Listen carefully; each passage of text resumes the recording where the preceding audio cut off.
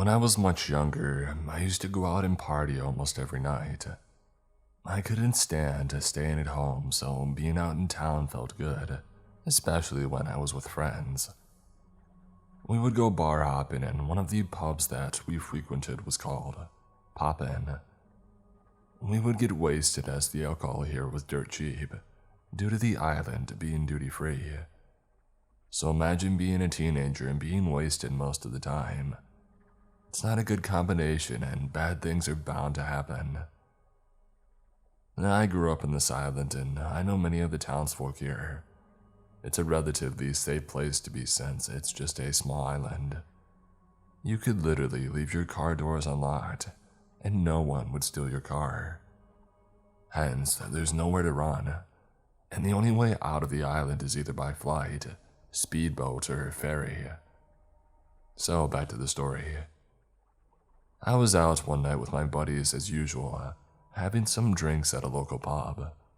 We were having a great time listening to the live band that was playing at the time.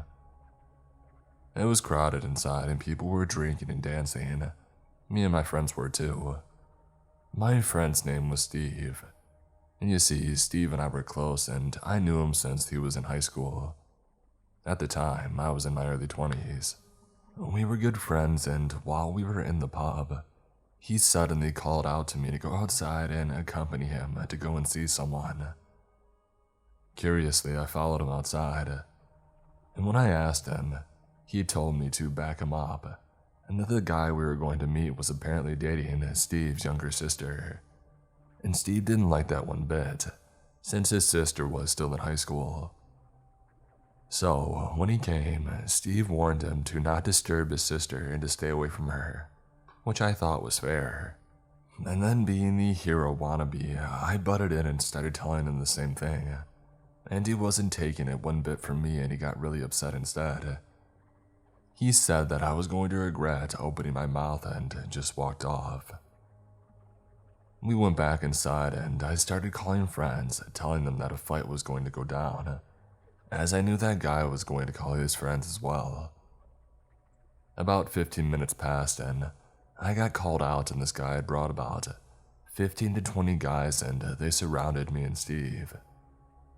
And then this guy's uncle pulled me aside and slapped me, saying that I was a dead man. I tried to fight back, but then he did something that really shook me up. He brandished an army knife from his back jeans.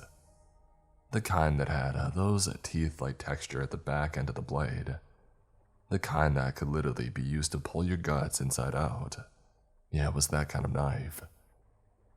I froze and didn't know what to do, as he was holding onto my t-shirt with one hand and a knife on the other.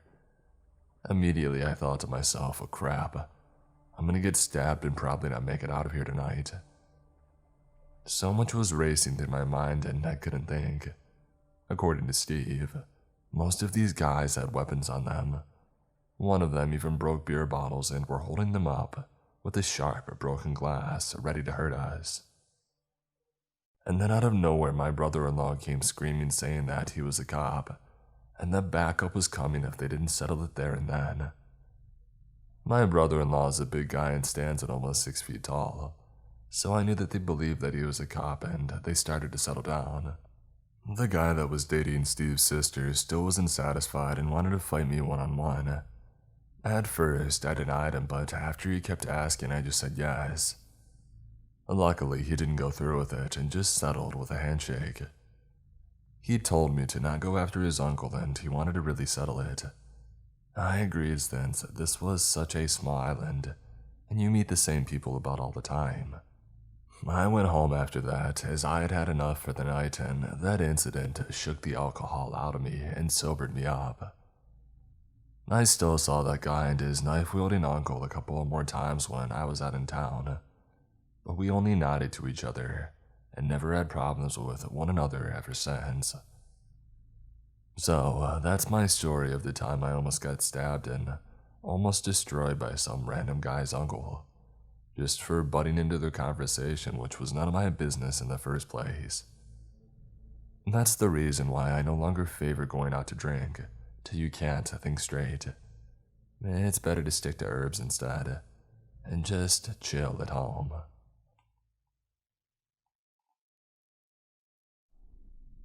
This happened a few months ago to my friends and I.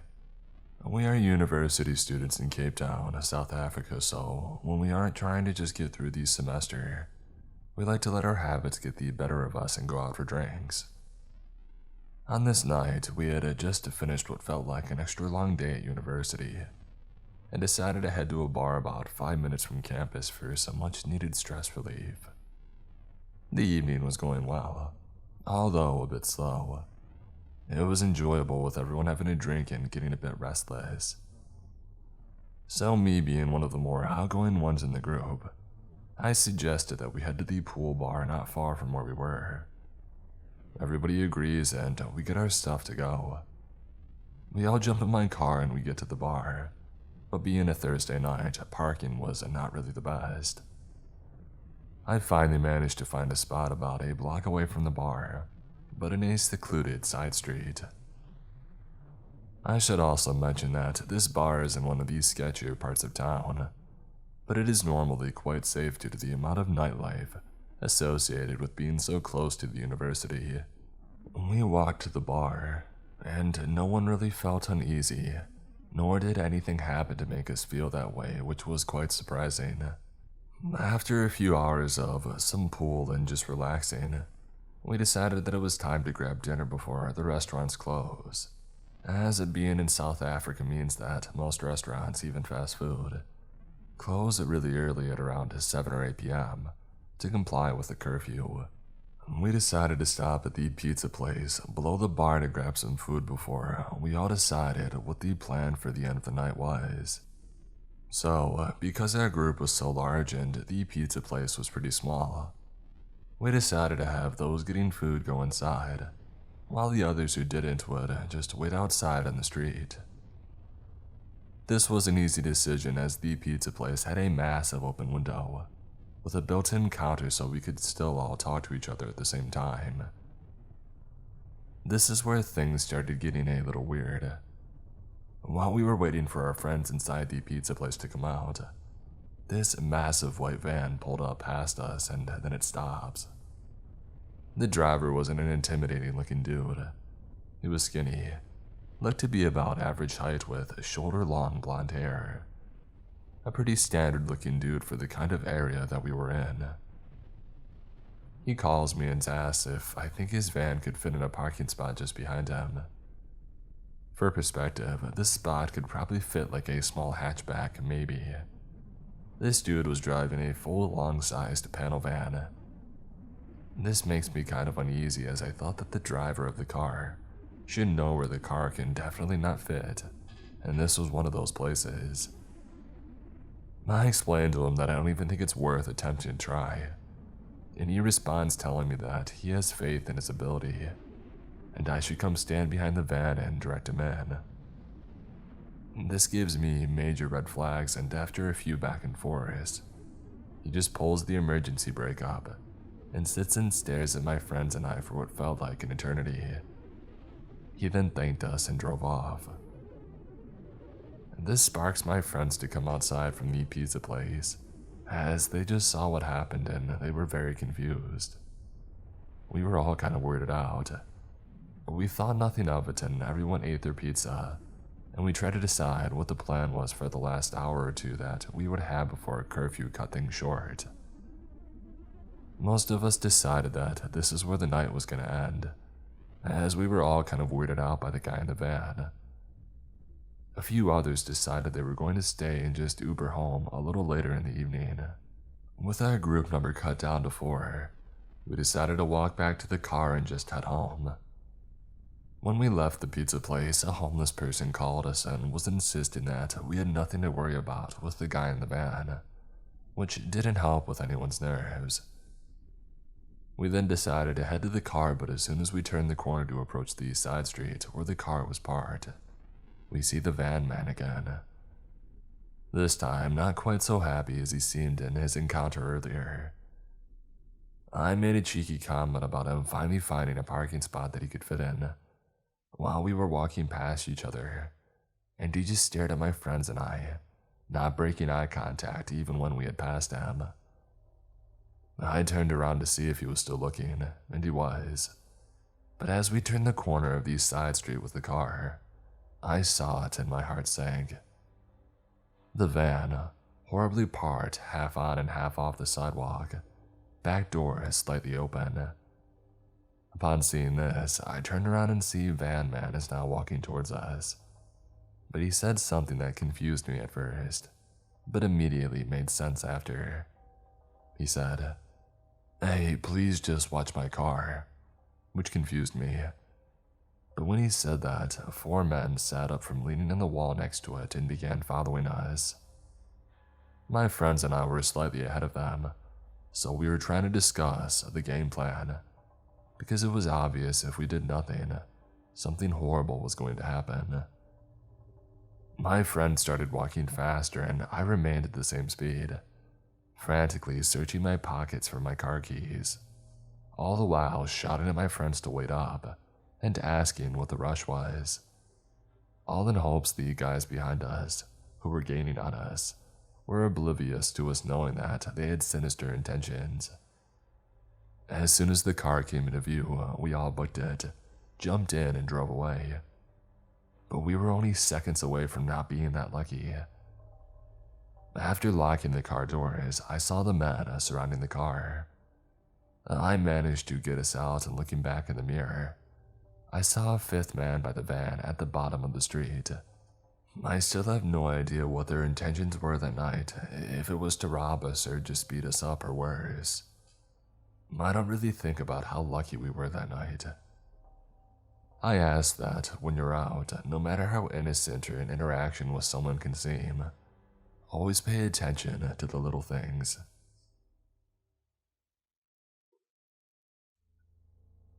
This happened a long time ago. At the time, I was living alone in a 1st-floor apartment.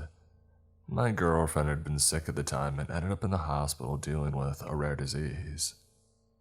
She recovered fine from it, but during those weeks, my life was pretty much go to work, go to the hospital to be with her, come back to the house for dinner, and then to bed. It was a Friday night and I was alone, so I decided to distract myself by reading and watching some videos on YouTube. Hours passed by and at 3 a.m., I was in bed with my iPad in hand, almost falling asleep. And then I heard it. I knew that sound pretty well. You see, outside, right in front of my bedroom door, there is a long corridor that leads directly to the kitchen. This apartment was in a building built in the 50s, and the kitchen door was old and had become slightly bent. That meant whenever you wanted to turn the doorknob to open it, it would snap out of its place with a distinct clacking sound. That was the sound I had just heard. A lot of thoughts ran through my mind in that moment. Had I dreamt it in my semi-sleeping state? Or maybe the sound was real, but what happened was that the doorknob internal mechanism broke and it had opened by itself.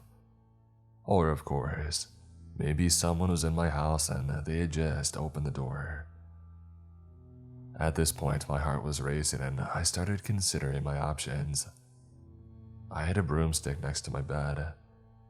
You may ask why I had it there, and to be honest, I had it exactly because I lived alone and thought one day I might be in a situation like this where I would need a weapon. My girlfriend even used to joke about it, but I guess that my paranoia was now paying off in the most unfortunate of situations. So I decided I was going to take the stick on one hand and grab my cell phone on the other. I would open my bedroom door calling 911, and if no one else was in the apartment, I would just apologize to the operator on the other end of the line and explain the situation. However, back in those days, my cell phone wasn't yet a smartphone, and it had this feature I found interesting, even though I never used it. If you pressed a couple of specific keys, it would start ringing like someone was calling you. It was meant to be used when you wanted to simulate that you were getting a call to get out of a boring conversation or a tough situation. Clumsily, I pressed on those keys and the phone started ringing. I quickly shut it up. But now it had become clear inside the apartment that I was awake. If someone was outside of my bedroom, they had certainly heard it. What was going to happen? I stopped for a few seconds to hear my surroundings. Nothing. It was dead quiet. I decided to continue with my plan. I dialed 911 with one hand, raised the broomstick with the other, and quickly opened the door. As soon as I did that, someone sprinted in front of me in the corridor and quickly got into the kitchen, closing the door behind them. I screamed, "Hey!" and started pursuing, but a split second later I thought, stop. What if there's someone else in the apartment? What if another intruder would sneak up on you from behind? In front of me was the corridor to the kitchen, but on my left was another corridor that led to the living room and the office. The office had the light on, so the intruder had been in there, but I didn't know if he had company. I took a step back into the entrance of my room so that I wouldn't be caught off guard. "Sir, are you there?" The 911 operator was calling me on the phone. I quickly explained to him what was happening, gave him my address, and he told me that the police were on their way, that they had a patrol car nearby, so I should just wait. And then he hung up. The apartment was dead silent and I was terrified. There were only 3 things that I had been able to notice in the intruder. He had a light-colored sweatshirt with horizontal black lines, dark hair, and he smelled really bad. In fact, the smell was still in the apartment and I could still sense it. The police arrived after 7 or 8 minutes, which felt like ages. The apartment door was next to the bedroom, so I managed to quickly approach it and unlock the door to let them in. I explained what had happened to the police, and they had said that we should go through the whole apartment and check every single hiding place. I had seen situations before where a burglar had hidden himself for a long period after the house owners had called the police to later attack them. The apartment wasn't that big, so it was easy to conclude that no one else was hiding there. In the kitchen, it was obvious what had happened. It had these large windows that faced the back of the building where we had a small community garden. I left one of the windows open, and next to it, on the outside, there was a large drain pipe along the wall. That intruder used the pipe to climb to my window and get in. The police left to go look around the neighborhood for someone matching the description of the sweatshirt that I had described. While they were gone, I could still smell that horrible odor the intruder left in the apartment. After around 20 minutes, they came back. They couldn't find anyone. The burglar was no longer there. Luckily, he didn't have the chance to steal anything while he was in my apartment, but the audacity. I mean, he had to have seen the light on in my bedroom through the edges of the door, and he still tried to walk past it to steal something from the office. I didn't sleep that night. In the morning, I went to the garden and the back to try to find any further clues about the intruder, but I couldn't find anything. A neighbor in the building next door was at the window and I called out to her. I told her what had happened and she just smiled and said, "Well, welcome to the neighborhood. We all have stories like that in this place. You should never leave your windows open, and maybe you should consider getting some bars to protect them." The next day, I bought a motion alarm and installed it in the kitchen. I never had another experience like that in that apartment, but to be honest, I never slept the same way in that bedroom, traumatized by those events. At night, I would fear hearing again the sound of the kitchen door snapping out of its place. A few years later, I moved out to a larger apartment complex in another neighborhood. This time, I was all the way up on the 7th floor, so it was much harder for intruders to get in through the windows.